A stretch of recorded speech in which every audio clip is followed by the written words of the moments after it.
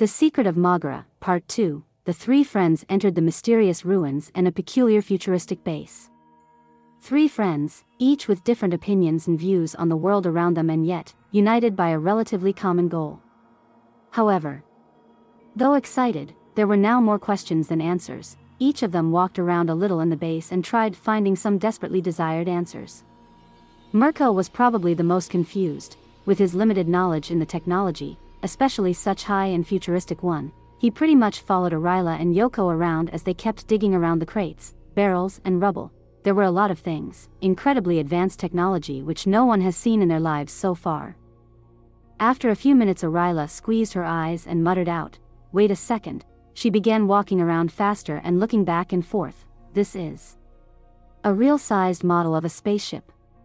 But why would they need a research? Maybe. Yoko followed Arila, and upon fact-checking her statement, she became very excited and interested. It was a chance to research new, yet unseen technology, maybe come up with something, or even, what if this model wasn't just a model? What if it was an actual spaceship and Yoko could start it and let them escape this hell? Or at least help Arila get off the planet if she wants to do it so badly. After all, both she and Mirko liked Lyxe and this planet. Even if he was a bit afraid of her.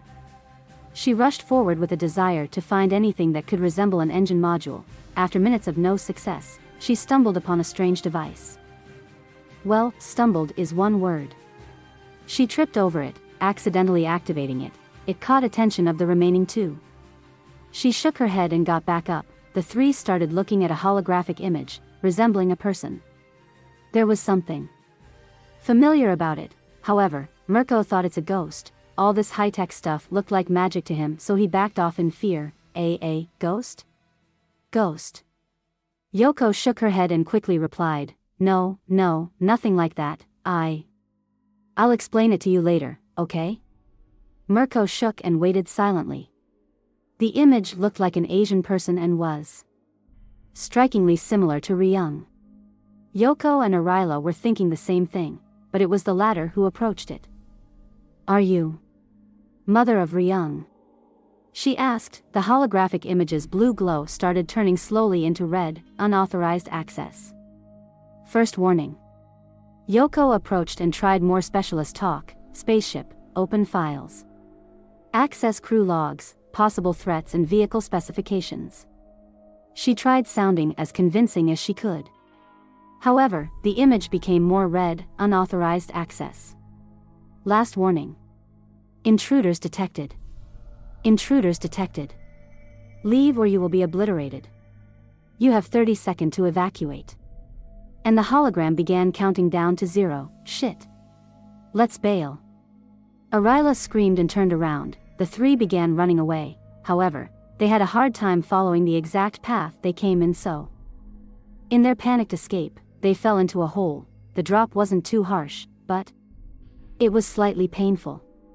They quickly got back up on their feet and it was another base. However, in comparison to the futuristic ship above them, this was primitive, heavily resembling the village that was trampled by Lyxe. Before they could move an inch, several people dropped down and captured them, 2 people holding each of the 3 friends and then 2 remaining escorts with lethal weaponry. As they waited, a strange man came forward. Man that looked relatively familiar to Arila. Not that she knew him, but something deep down made her believe that he's from the same planet as her, Dr. Funkstrahl. We captured the intruders. One of them spoke. The man came forth with an anger on her face. What are you doing here? Did you come here on the orders of this monster? We do not tolerate traitors. Yoko and Mirko were too afraid to speak up, but Arila, feeling familiarity with the man, shook her head and quickly replied to the dark-skinned man with a white beard, No. We hate her. We wanted to escape this hope-forsaken planet. Start a new life, free from them. We ventured out in a large group, but a major part of it was crushed on the way by Gulsan. We found the ruins thanks to the map in the village, and once the spaceship wanted to get rid of us, we fell down here. That's the whole story. Funkstrahl waved his hands, upon which the resistance people have set the friends free, in which case, welcome. An enemy of our enemy is our friend. Come, we'll show you something. As the three started following the doctor and the resistance people, they were showing them various weaponry, big and small, until they came upon something that looked incredibly powerful. To that, Doctor continued, and this is the pride and hope of our people. While most of our weapons were salvaged or stolen from the spaceship, this one is definitely the best one we got. The cannons of the spaceship, combined with the cooling system of turrets. These would be enough to kill our oppressors. We're yet to do a field test and a functional way to operate it, but this is our hope. Arila and Yoko listened in fascination while Mirko was just getting more confused. Alas, none of us have figured a way to access the ship's database. It would help us either kill the giants or flee this planet. Or both. But from the sounds of it, you, too, were unsuccessful in accessing the archives. You're welcome to stay here as long as you want, just be ready for a fight when it comes to it. Doctor said, and the resistance people scattered to their usual tasks. Arila wanted to help them. She finally felt she found someone who thinks like she does. She was convinced that they only want the best for them. Normal humans. The remaining two friends weren't so sure about it. There was something fishy about them. This whole talk about killing the giants was that even an option? To have some power over them as well? Or were they actually planning to kill Lyxe and every giant on the planet? Yoko wasn't exactly sure what they wanted to accomplish with all this technology, but they were outnumbered and making them angry was the last thing they needed. Mirko just stuck close to Yoko, who kept wondering if she could access the database, given enough time and technology to crack the security protocols. After a moment of peace, a sudden, violent earthquakes appear and booming steps could be heard outside. Doctor got furious and the eyes of the resistance people locked on the three friends. You know what I hate more than traitors? Spies. You just had to lead this monster to our safe haven, hadn't you? The resistance people began closing in on them. Arila looked around and screamed out, "No. You're wrong. Screw it, I'll prove it and get rid of her if that's what you want." Though she sounded convincing, Doctor lunged forward and grabbed Yoko, putting a laser knife to her throat and speaking, "You have one chance. Try to escape, bring the monster closer to us, and you can say goodbye to your friend." Clocks ticking, Arila was furious and Mirko was terrified, but there was only one way now they could save Yoko. Arila grabbed him by the arm and the two began running to the exit, guided by the resistance people. The two charged through the door and were met outside with the massive face of Lyxe. "Oh.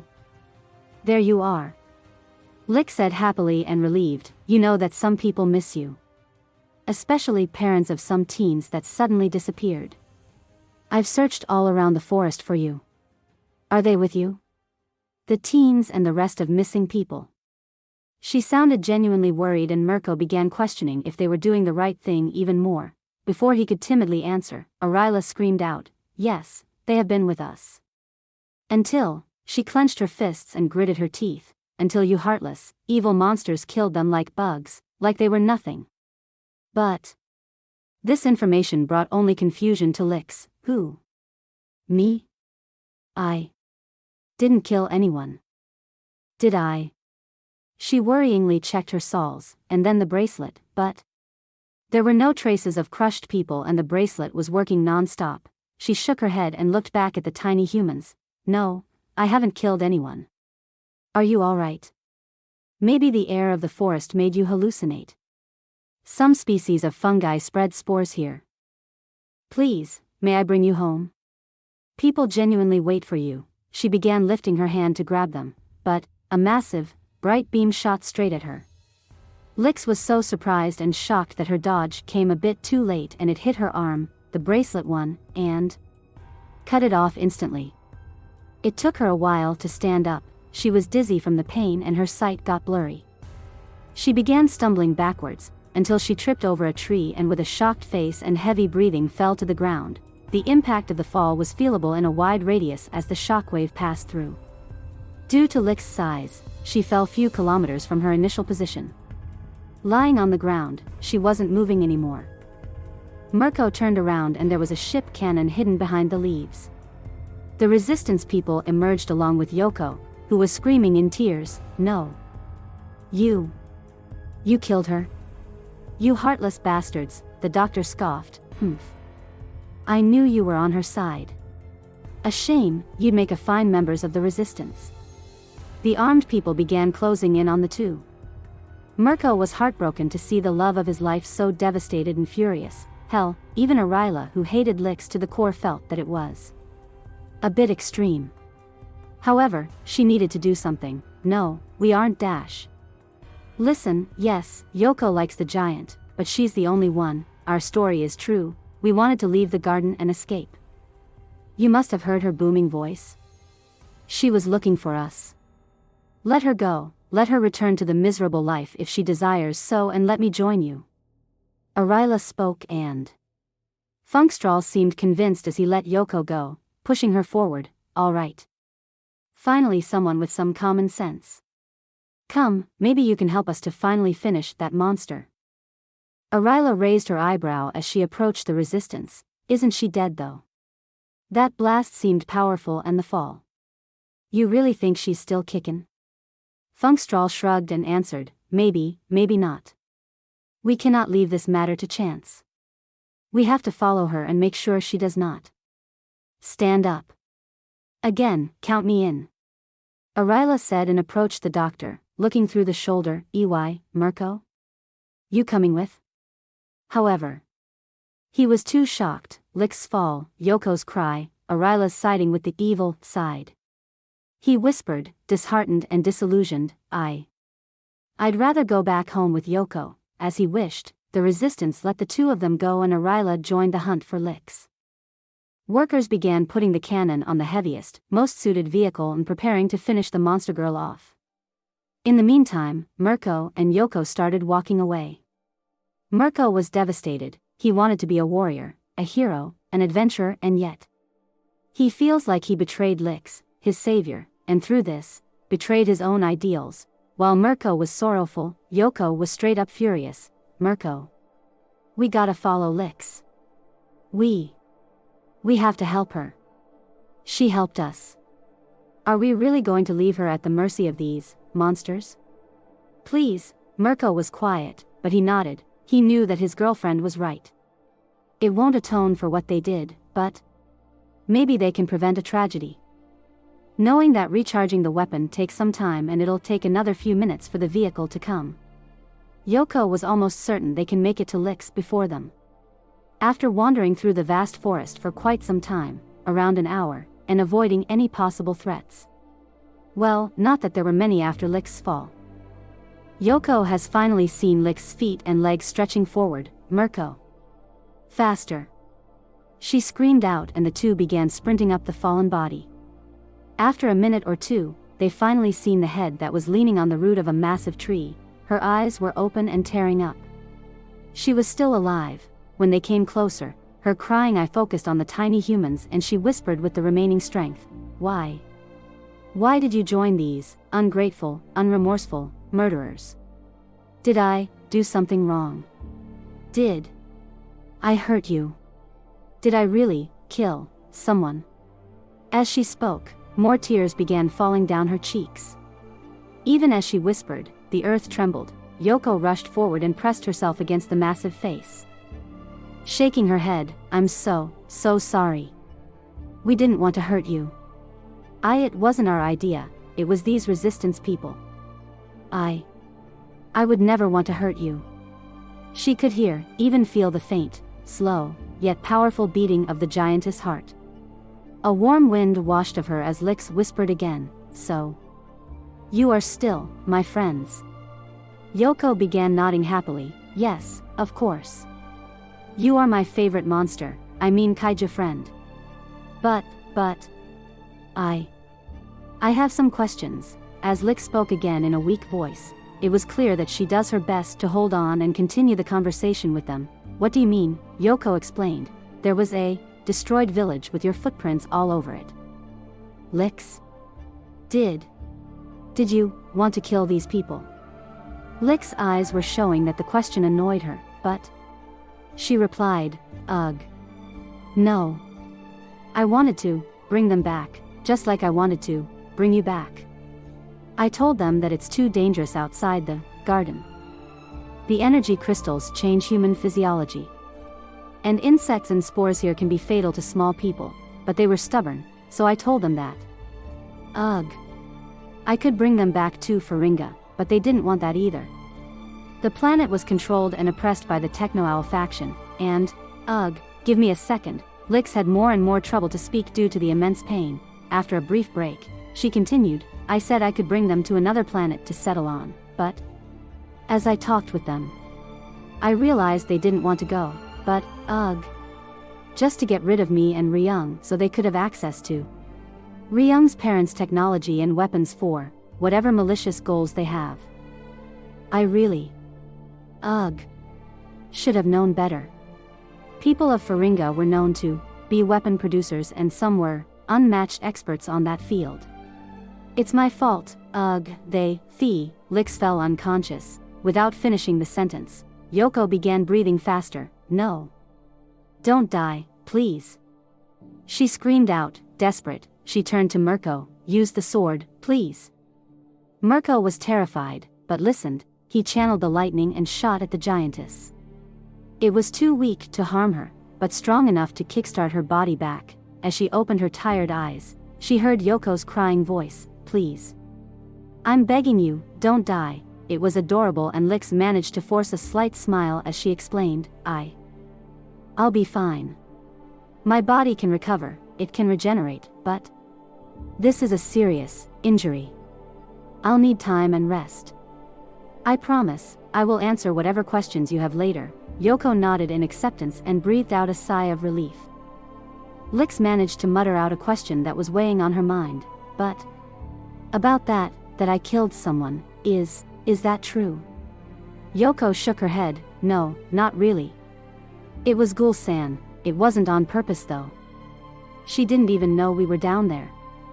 She was collecting fruits in the forest, there was a bug, panic.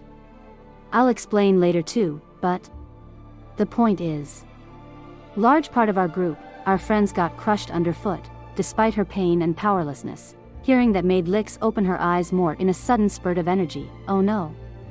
Please, rush to Gulsan and tell her. Maybe it's not too late, maybe she can bring them back. I would do it myself, but she looked at her severed arm. I lost the bracelet and I barely can move. Yoko was terrified, but we can't leave you. These people aren't going to give up, they want to kill you and they are coming. Lyxe shook her head a bit angrily. Now's not the time for this. Time is of the essence, you gotta save your friends. Please. I promise, I will try to survive, but if you wait any longer, your friends may not be so lucky. Go, Yoko. She's right.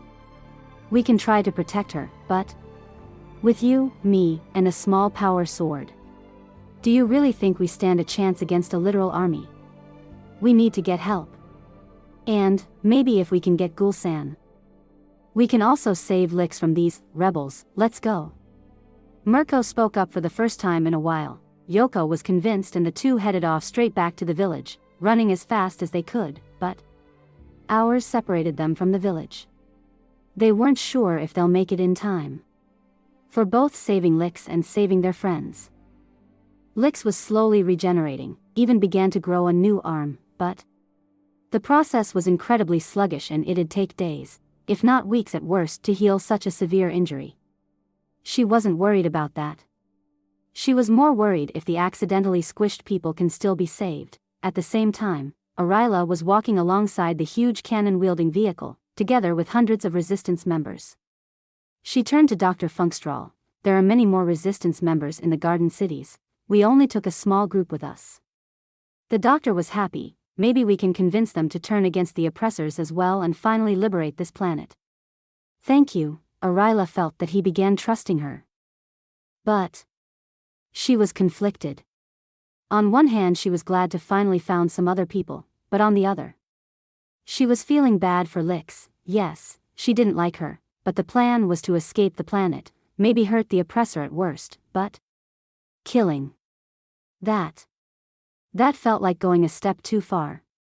She didn't know what she should do. follow the resistance and the orders, or do something, anything to save Lyxe. At the same time, Yoko and Mirko kept running, but they stopped.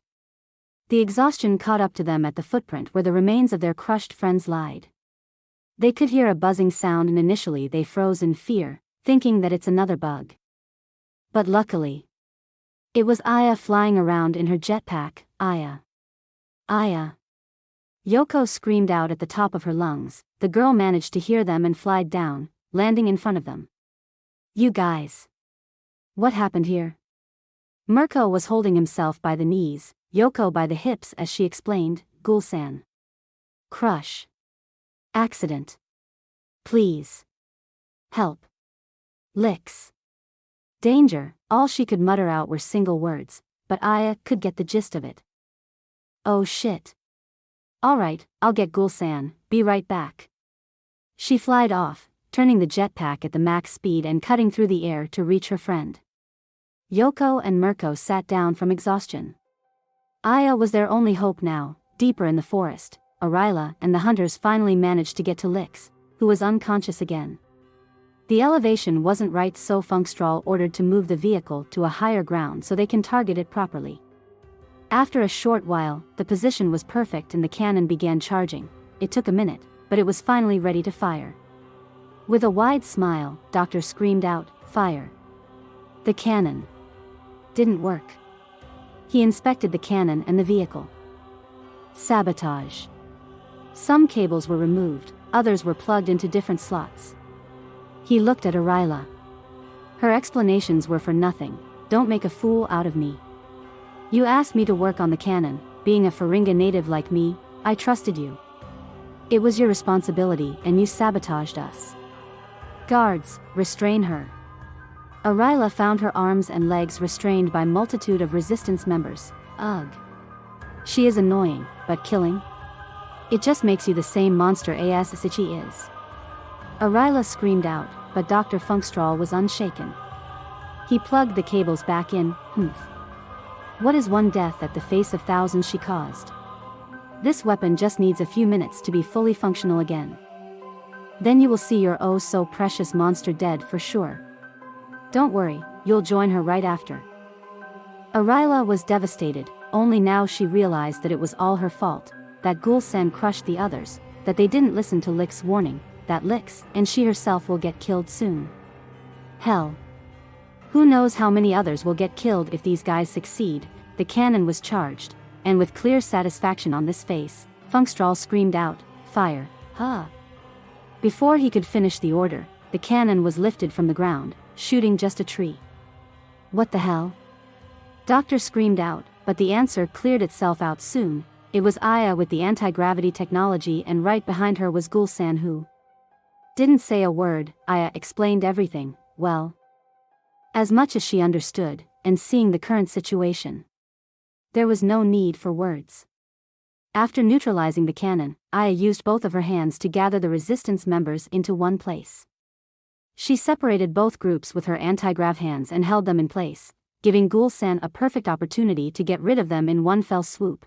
Funkstrahl and his minions tried moving, but to no avail. The anti-grav was too strong.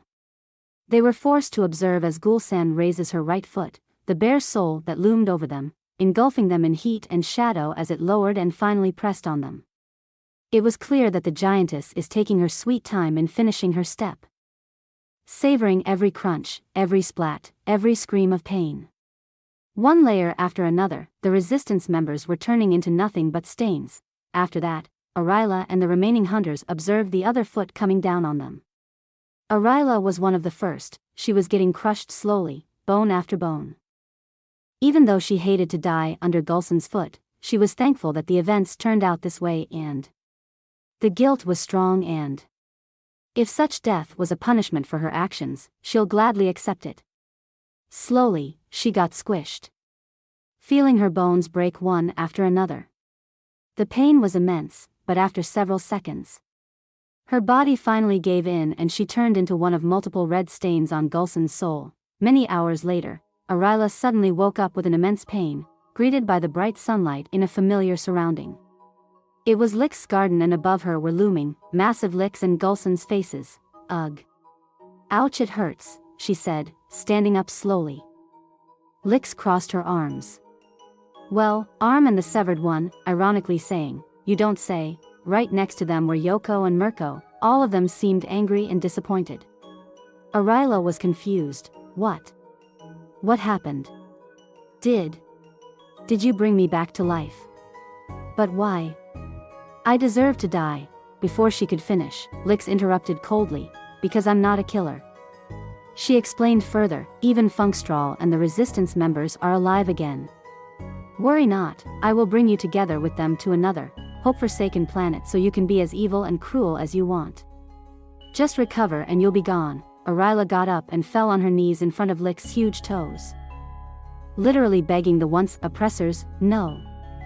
Please, don't do this to me. Just, crush me again and again if you have to, but don't force me to join these bastards. Please, I'm begging you. Just crush me underfoot, get rid of the useless me. It seems that the painful experience and guilt of her decisions left some deep impressions. Lyxe was surprised and confused. The emotions were far from fake. Hell, from all the interactions between her and Aryla, they may have been the most honest she has seen. Okay? She was baffled and couldn't find the proper words to express what she was feeling now.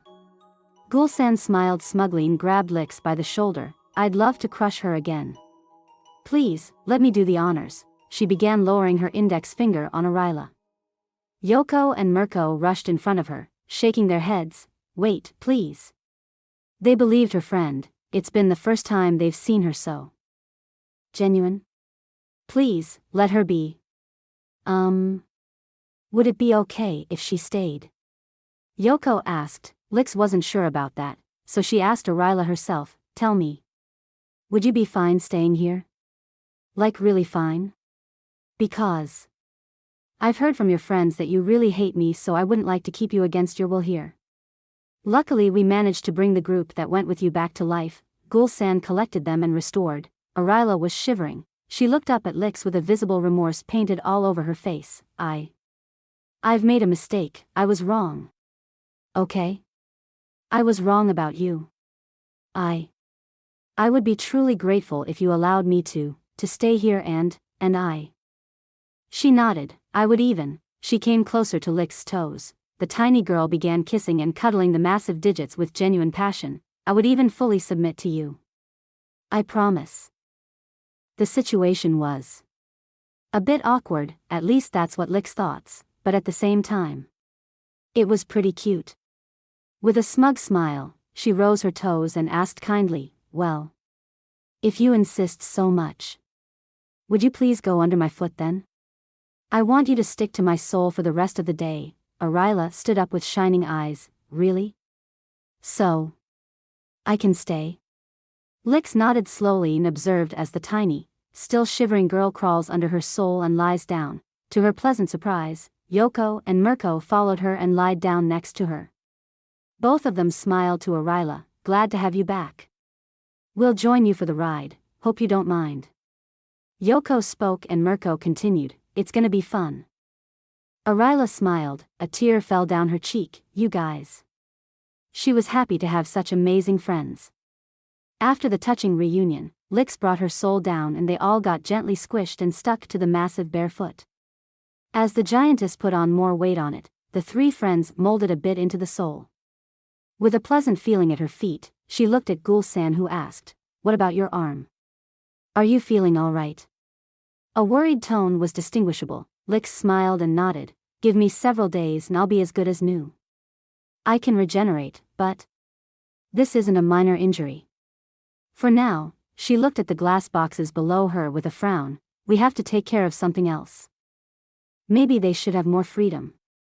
We mean the best for them, but if they feel like we're keeping them imprisoned, it isn't good. Aya flew up to Lyxe's face with an idea. Hey, what if we had a sort of gate, an exit at the border of the garden?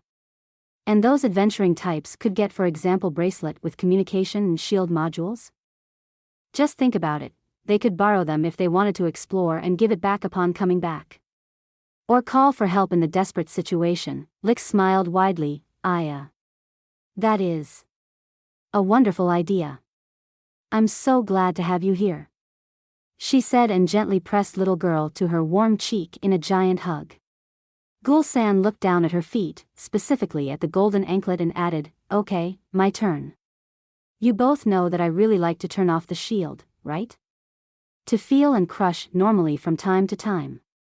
So maybe we could add some sensors to it? A warning or a slight shock when people are in the path. And maybe a counter for all the people I crushed? Pretty please?"